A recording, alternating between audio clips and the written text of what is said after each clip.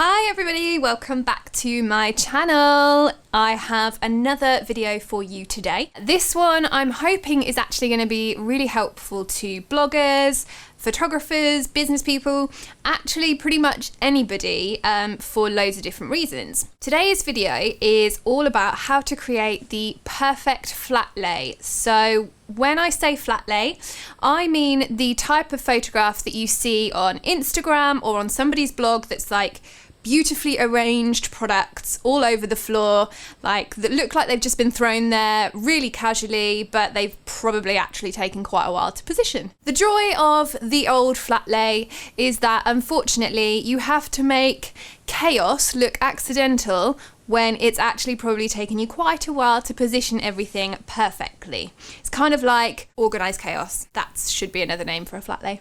So when it comes to flat lays, there's a couple of things that are absolute essentials. Now, you don't need to go and spend a lot of money on props. You are supposed to be able to make a flat lay out of all of the everyday items that you find around your house. Now, depending on why you're taking a flat lay, for me, obviously, it's always going to be for my blog or for Instagram. I like to have a lot of pretty things, decorative things, and quite a lot of pink.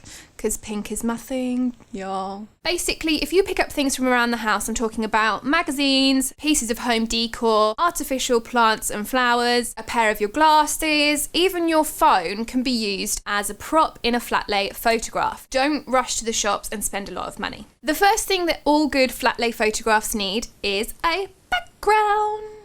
There are two types of backgrounds that you can use that I recommend to everybody when they're talking about flat lays. Now, the first one will cost you nada. It will cost you not a penny. So if you're starting out with flat lays, that's where I recommend you go first. It's something like this.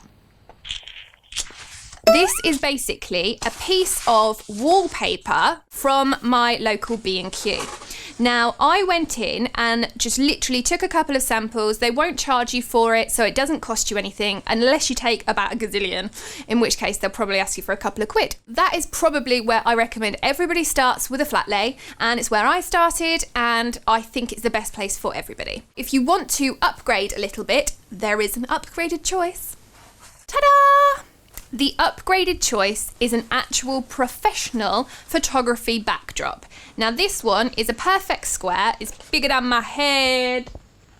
I mean, it's a nice little square, so it's perfect for Instagram. These will set you back not a great deal. I will link in the comments below 2 places I know that sell professional photography backdrops where you can buy loads of different patterns, colours, shapes, sizes, and all sorts. Roughly, I think mine cost me about £15 each for this size, and then I pay about £20, £25 for the bigger sizes. Again, you can see why it's probably best to start with the freebies that you can pick up from B&Q or Homebase or anywhere like that, and see how you go. My biggest recommendation when it comes to backdrops and backgrounds is to go for something that's not plain. You have got to be an absolute pro with the old flat lay to do it on a plain background. If you go for something like this, or even on the free one, they've got kind of lines across it, they look a bit wooden, a bit natural, so you've instantly got something to look at. It's not blank, so definitely start with something that's patterned or textured with your background. Okay, so on to the props for your flat lay. Like I said, keep it simple, just pick up things to start with from around your home. I've got lots of magazines lying around at the moment, so you'll have seen these all over my Instagram. And I quite frequently will use the same magazine. Because I don't buy magazines all the time, I probably last year used the same magazine in all of my photos where there was a magazine present. Yes, it was the same issue of Cosmopolitan. Yeah. Front cover, which looks pretty good, pretty stylish. You're also going to advertise a brand, so it gives you someone extra to tag in your Instagram photo. But also, if you look on the inside, there are so many colour schemes going on. So you can pick out, I mean this page, perfect. Plain black and white text and font. This looks great as a backdrop, as something simple just to take the emphasis off lots of white space. So if you kind of position this like a corner or like slightly in shot, slightly out, you've still got something there. Or you can go for something completely coloured and textured like this. So you will have so many options with a magazine. So like your £3 spend could last you all year as a great prop for your flat lay. So talking about bits and pieces from around the house, I'm a little bit of a magpie when it comes to buying pretty things for the house. So we have quite a lot of things like this.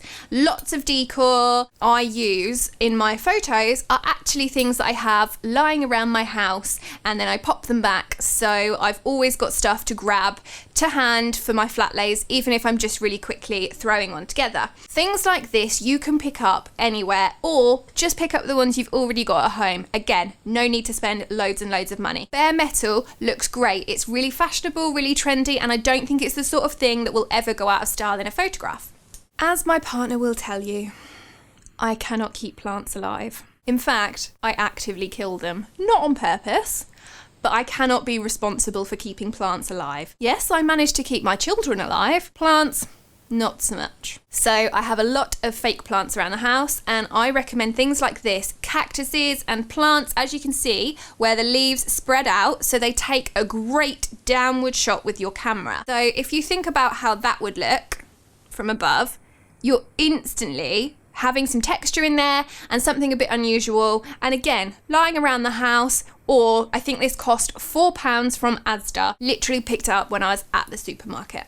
Depending on what you're taking your flat lay for, I recommend having something of your niche. Now, when I say your niche, if you're a blogger, use the products within your niche. So for me, it's makeup. I will always have a lot of makeup kind of scattered around, looking pretty, doing its thing in my photos. Even if it's a non-makeup Instagram post, I will usually have like uncapped lipstick or an eyeshadow palette in there because again, from above, they look great. It's also keeping my content relevant. I always talk about makeup, so my pictures need to have makeup. If you're a crafty blogger, have some pens, some pencils, some knitting needles, whatever it might be, just choose something from your niche. And remember to always kind of keep them in and out of shot. It doesn't matter if you've kind of cropped something out down the middle, just as long as you've got something to keep it relevant to your audience and it doesn't look completely different and standalone-ish.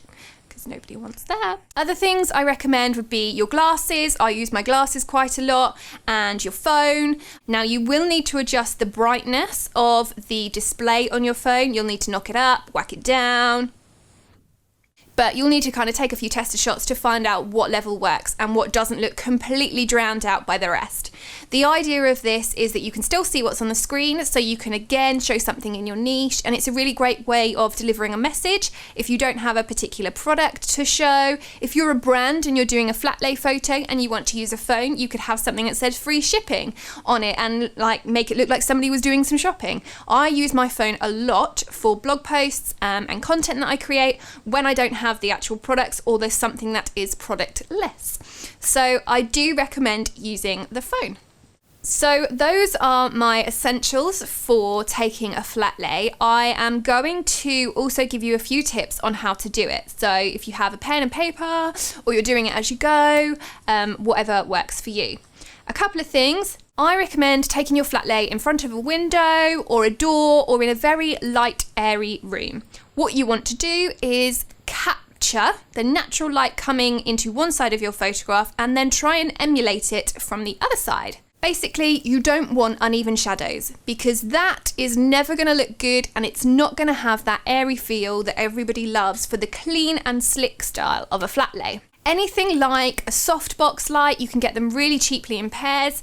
I would recommend a lamp if you don't have anything, a reflector. You can get all of these things really cheaply. Get a light, as in like a tabletop lamp, take the top off and use it in such a way that it will angle from the other side. You will get two different tones of light, so you'll get a kind of a cooler tone coming through the natural window. You'll also get the warmer tone coming from the lamp. Two tones of light is probably less of a problem than having those really dark shadows.